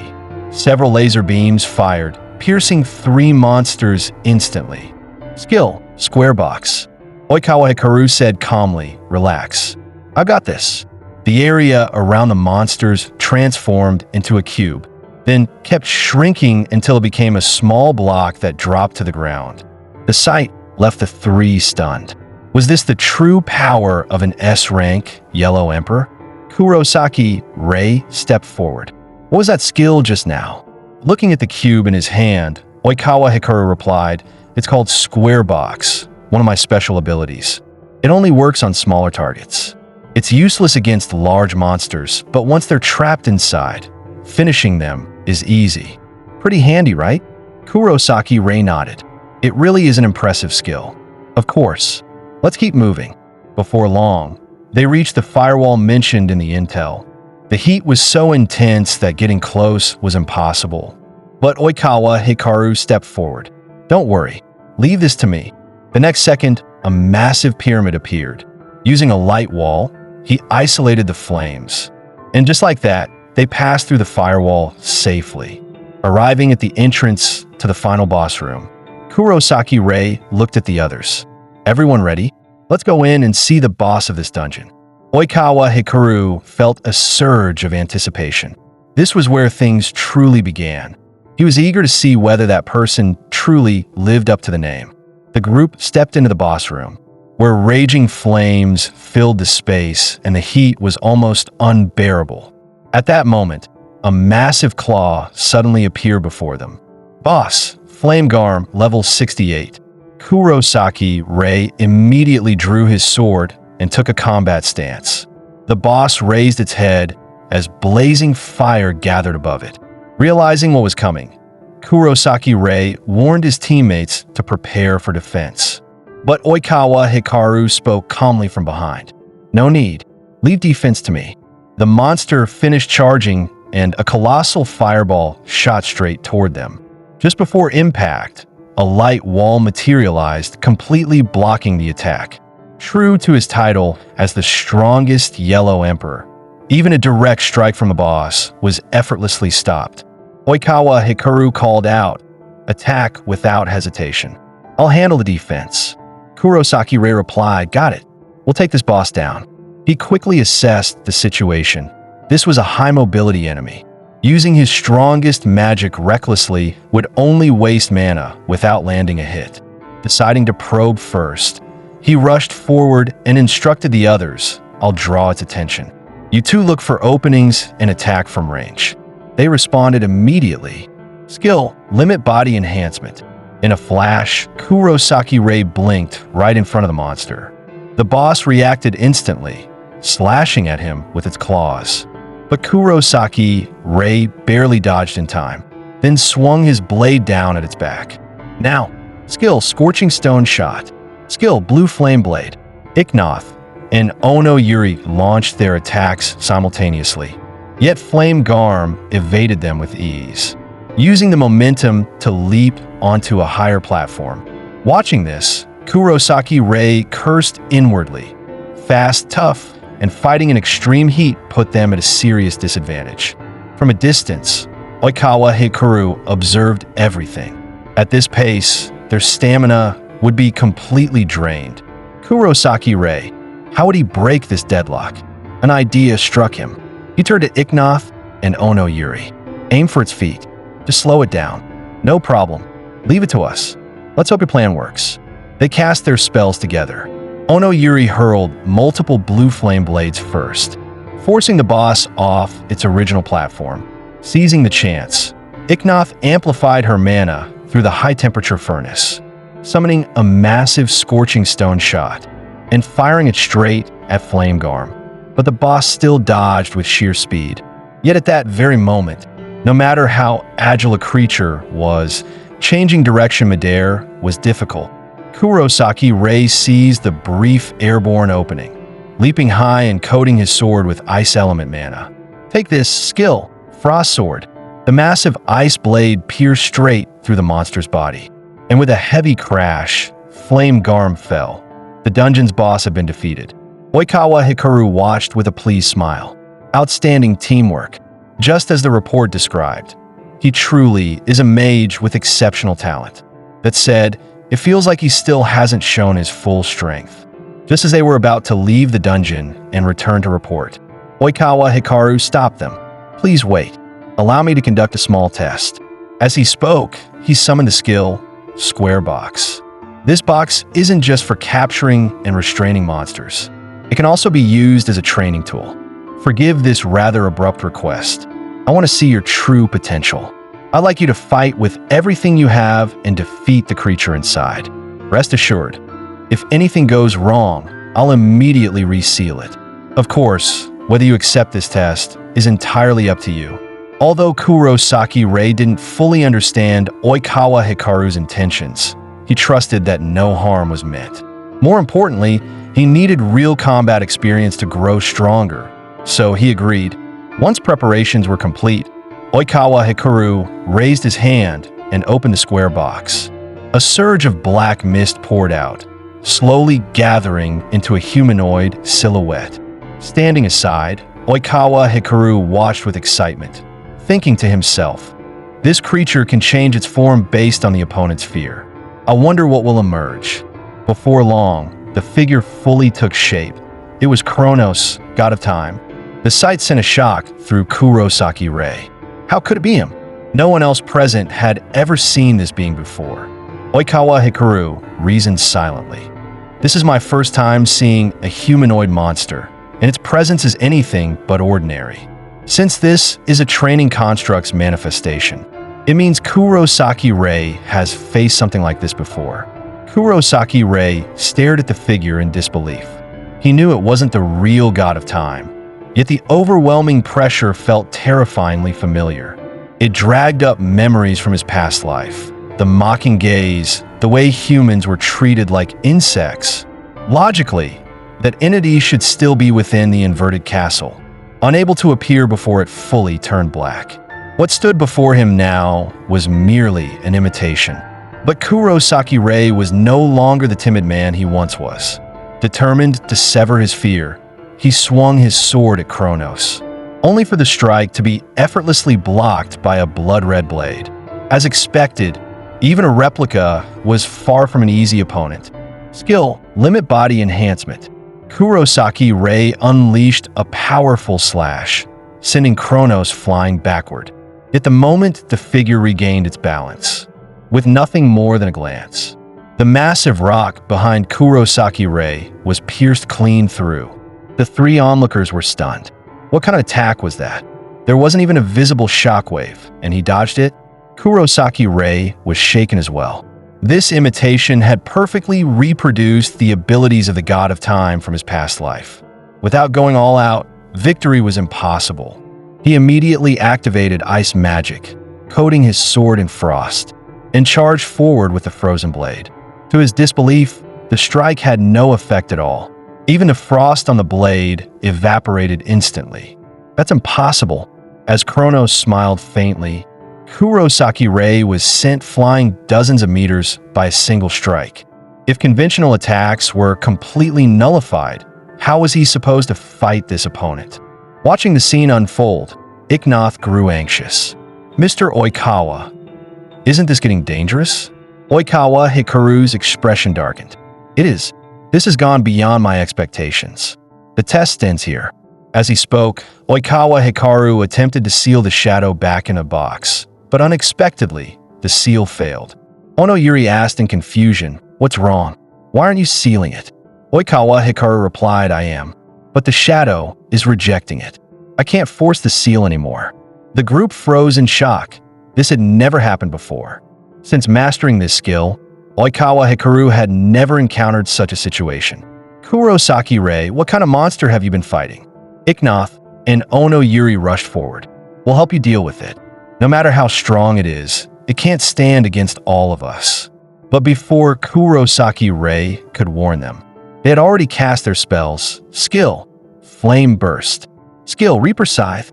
Icknoth boosted Ono Yuri's burst power, and Ono Yuri charged in with the Reaper Scythe raised. Just like before, the Reaper Scythe dispersed the instant it touched Kronos. Ono Yuri hadn't even realized what happened, before she was sent flying by Kronos, crashing straight into Icknoth.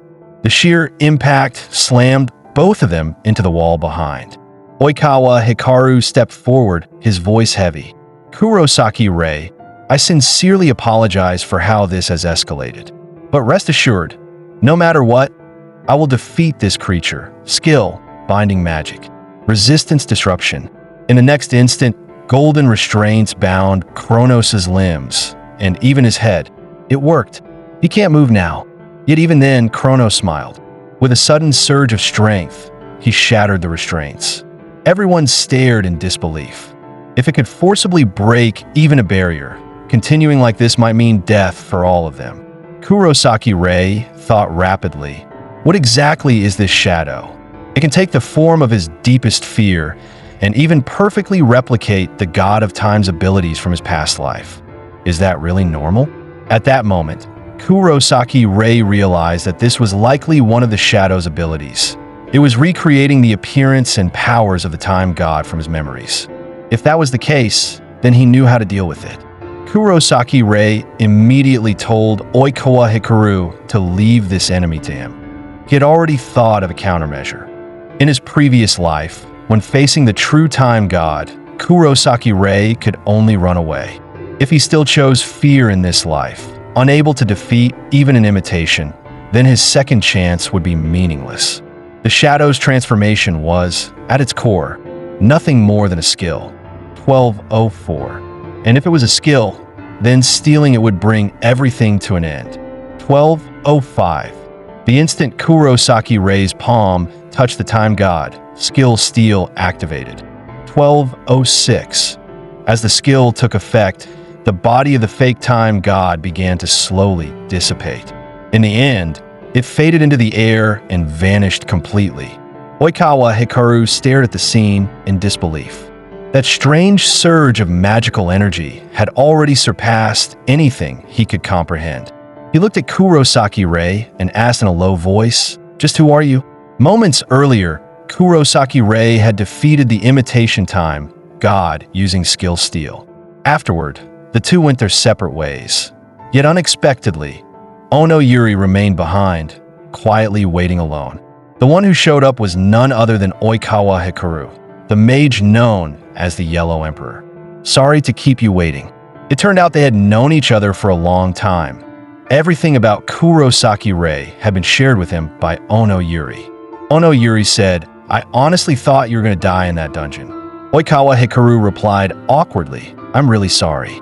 I didn't expect things to turn out that way either." Ono Yuri sighed, "You're such a useless man. The one you should be thanking is Kurosaki Rei for forgiving you." Oikawa Hikaru replied pitifully, "Please, can we not talk about this? I really know I was wrong." That aside, his strength genuinely impressed me, far beyond what your report described. As they talked, the two entered a mysterious room. At the center of the room, a man sat upon a throne. Ono Yuri and Oikawa Hikaru immediately knelt on one knee, their expressions filled with respect. "Welcome back. You've both worked hard. No need to be so tense. Relax. The man before them was another color king, the Blue King, Hojo Itsuki. Onoyuri spoke up. My apologies for disturbing you, knowing you just returned from overseas dungeons.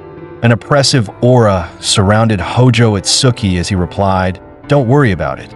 I only visited around 10 countries. I'm not tired at all. Oikawa Hikaru couldn't help asking, Isn't that a bit much? Hojo Itsuki sighed. Someone in the association has to handle these matters. Let's get to the point. I heard you cleared the Ikebukuro dungeon with a young boy. That's a high-level dungeon that appeared recently. Normally, it takes 10 elite mages working together. Tell me more about this boy named Kurosaki Rei. The two then recounted everything they knew. Afterward, Oikawa Hikaru said, To be honest, watching him fight shocked me. He should be at S-rank strength, just like me, possibly even stronger. The Blue King fell into thought. His combat performance is impressive, but what interests me most is the skill that can steal an opponent's abilities. I've never heard of such a broken power. The more I hear, the more interested I become in Kurosaki Rei. Could I ask the two of you for a favor? Meanwhile, Kurosaki Rei and Icknoth arrived at the Mage Association Hall to report the dungeon's clearance. Onoyuri had said she couldn't make it, so only the two of them were present. The moment Hinata Rina saw them, she shouted, Kurosaki Rei, you're finally here. What did you do this time? The Blue King himself has summoned you. Go immediately. Kurosaki Rei froze. You're joking, right? The scene shifted as Kurosaki Rei and Icknoth entered the Blue King's hall. The man before them was none other than the legendary Blue King, Hojo Itsuki. In his past life, he had been called the King of Colors, the ruler among all color kings. He was also Kurosaki Rei's greatest idol. Rei followed every piece of news about him, especially the motto he often repeated, "The strong are the compass that guides our path." Those words deeply inspired Kurosaki Rei, who once dreamed of becoming a mage like him. Then disaster struck. Countless dungeons collapsed in a chain reaction, trapping untold numbers of people.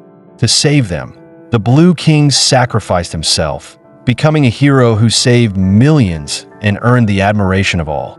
And yet, why was the Blue King summoning him now? At that moment, a familiar voice came from the side. You two don't need to be so nervous.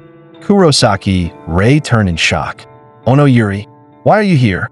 And Oikawa Hikaru was here as well. Have you been hiding something from me? The Blue King stepped forward. Allow me to explain.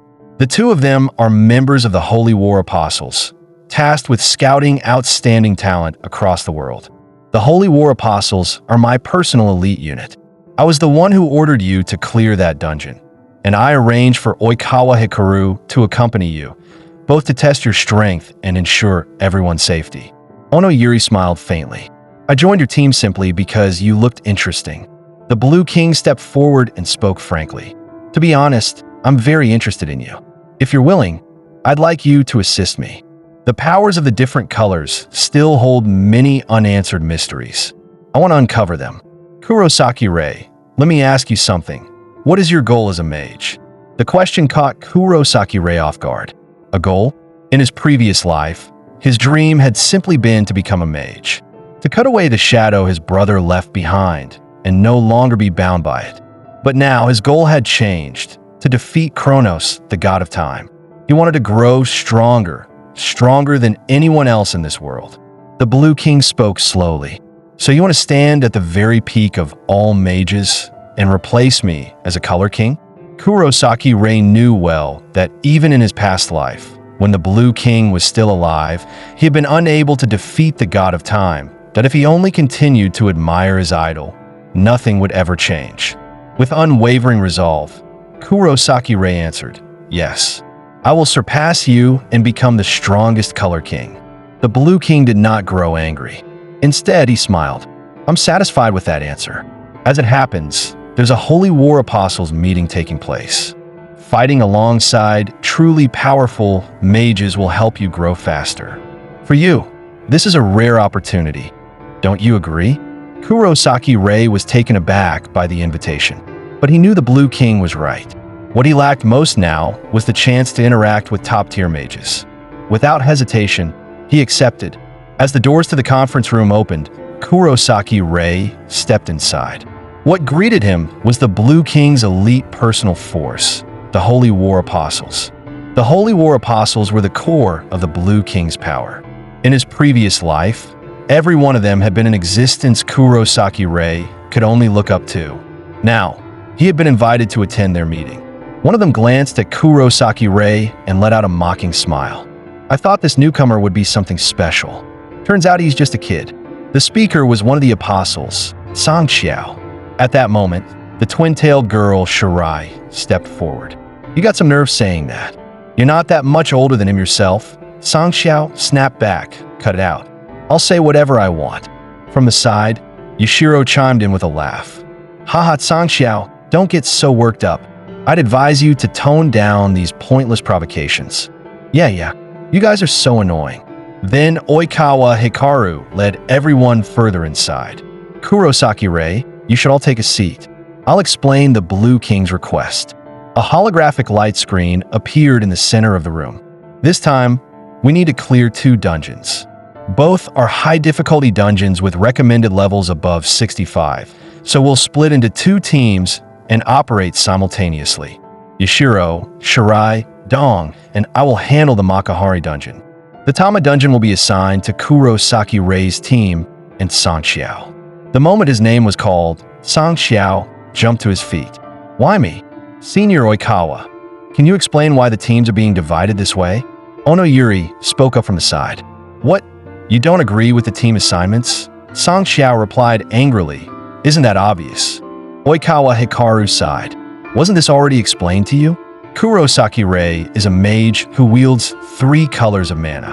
Song Xiao scoffed. So what if he can use multiple colors? That doesn't mean he's strong. His brother is the perfect example. Kurosaki Rei was taken aback. You know my brother? Song Xiao replied mockingly. You really are a clueless older brother. Don't you know? Your brother was once one of the Holy War Apostles that he was known to the world as the Purple King. But among us, he was the weakest. That reminded Kurosaki Rei of what Ono Yuri had said when they first met, that the Purple King was nothing special. Song Xiao sneered. So having multicolored mana alone doesn't prove anything. I heard you cleared the Ikebukuro dungeon and caused quite a stir. Don't think I don't know. The truth is Oikawa Hikaru saved you in the end. So if you're weak, don't get in the way. At that, Icknoth snapped in anger. You bastard. Kurosaki Rei is far stronger than you think. Until you see it with your own eyes, don't jump to conclusions. Seeing Icknoth stand up for him, Kurosaki Rei felt genuinely moved. Song Xiao, having been shut down by a girl, found himself at a loss for words. In the end, he waved it off impatiently. Fine. I'll take the mission. Oikawa Hikaru spoke up as well. Since no one has any objections, then it's settled. I wish you all success in clearing the dungeon. And Song Xiao, I know you're still dissatisfied with Kurosaki Rei. Then use your own eyes and see for yourself. You don't have to tell me. I was planning to anyway. And just like that, everyone left the meeting room. Meanwhile, Kurosaki Rei was deep in thought to defeat the god of time, Kronos. Relying on his own strength alone was clearly not enough. He would need to build a truly powerful team. Scene change. The group arrived at the Tama dungeon. The number of monsters here was noticeably high, and they were clearly converging on the group. Everyone, stay alert. Just as Kurosaki Rei was about to coordinate their formation, Song Xiao scoffed and strode forward on his own. Skill, burn. Flames instantly engulfed Song Xiao's fists. The moment the monsters lunged toward him, he slammed his fist straight into the ground. A terrifying shockwave erupted, swallowing the surrounding monsters in an instant. Icknoth, who also wielded red mana, stared in shock. The sheer power of that blow was unbelievable. When the dust settled, a massive crater remained in the ground. Song Xiao said proudly, "See that? This is my strength. Scared yet? Just stay back and watch. I can wipe them all out by myself." With that, he charged forward again, leaving Kurosaki Rei and the other 2 standing there awkwardly. Weren't they supposed to be working as a team? Sorry about this, you too. Looking at that infuriating guy, Kurosaki Rei simply refused to lose to someone like him. With that, he charged forward on his own, leaving the two women standing there in stunned silence. He really couldn't understand boys like this, each one more competitive than the last. Once Kurosaki Rei joined in, the monster horde was wiped out at an astonishing speed. Song Xiao turned his head and said, "Kid, your moves aren't bad, but let's see if you can keep up with me from here on out." Just like that, the unfortunate monsters were cut down rapidly by the two of them. Meanwhile, Icknoth and Ono Yuri had nothing to do but stare at the chaotic battle in speechless disbelief. Ono Yuri suddenly spoke up. "They're incredible. They're pushing each other nonstop, neither willing to give ground." That said, Song Xiao is an idiot that one-on-one combat is actually his weakest area. His magic is specialized for expanding large-scale attacks into something he can freely control. That's why he's nearly unbeatable against groups of enemies. These days, top-tier mages are judged almost entirely by how many monsters they've slain. But Kurosaki Rei is keeping pace with him. Looks like I still haven't fully understood him. Before long, the group arrived at the boss room entrance. Even Icknoth, who had barely done anything, was stunned. 10 minutes. That's all it took to reach the boss room. Isn't that way too fast? At the same time, Kurosaki Rei felt something unusual. While competing with Song Xiao in monster kills, he seemed stronger than usual. It was a sensation he had never experienced before. Soon, the massive door was pushed open. Inside was a room in complete ruin. Kurosaki Rei immediately warned them, "Stay sharp. The boss could appear at any moment." At that instant, a black sphere suddenly materialized above them. What kind of monster was this? Everyone, get ready to fight. The next moment, the wall of the boss room was torn open, and several monsters were dragged inside. They were pulled uncontrollably toward the fleshy mass floating in midair. The instant they made contact, the mass began absorbing them, as if feeding. In the next second, it evolved, Tama, dungeon boss, Chimera beast, level unknown. Icknoth gasped, "It's absorbing other monsters?" Kurosaki Rei was just as shocked. This boss clearly grew stronger by devouring others. In his previous life, Kurosaki Rei had never heard of a monster like this. He immediately warned the others, "Be careful. Something's wrong with this thing." But Song Xiao paid no attention and activated Burn. Clenching his fist, he leapt straight at the monster, too fast for Kurosaki Rei to stop him. Song Xiao shouted excitedly, "In battle, whoever strikes first wins. Take this." The punch triggered a massive explosion. But in the next instant, Song Xiao froze in shock. His attack had been completely blocked by one of the monster's arms. At the same time, its other arm swung toward him at terrifying speed. At that range, Song Xiao had no chance to dodge. At the critical moment, Kurosaki Rei instantly activated Mana Hand. The moment the boss's fist came down, he pulled Song Xiao out of danger. "Song Xiao, are you alright?" Kurosaki Rei asked. Song Xiao gritted his teeth. "Damn it, getting saved by a rookie like you. This is a lifetime of shame." At that moment, Kurosaki Rei noticed something abnormal. The boss grabbed the injured arm and tore it off completely. The brutal sight sent a chill down his spine. The severed flesh immediately began to writhe. In the next second, a brand new arm regenerated. At the same time, energy began to gather around the monster's head. Kurosaki Rei instantly sensed danger. "Everyone move now," he shouted. A massive energy blast fired toward them the moment he spoke. The group barely managed to evade to the sides. A mushroom cloud erupted in the center of the room, the shockwave tearing outward. Even Icknoth was violently thrown aside. When the dust settled, only a shattered crater remained. Song Xiao said in disbelief, "If that hit us directly, we'd be dead." The good news is, it doesn't seem able to fire that attack repeatedly. Ono Yuri immediately prepared to strike. "Then we finish it now, Blue Flame Blade." Multiple blue flame blades shot toward the monster. All of them were blocked by its body. Normal attacks weren't doing any damage at all. Kurosaki Rei frowned. If this dragged on, that energy blast would come again. The core was protected by too many arms. Direct hits were nearly impossible. There was only one option left. Buffed Song Xiao. Kurosaki Ray shouted to Icknoth. She clearly didn't want to, but after his repeated urging, she reluctantly activated high-temperature furnace.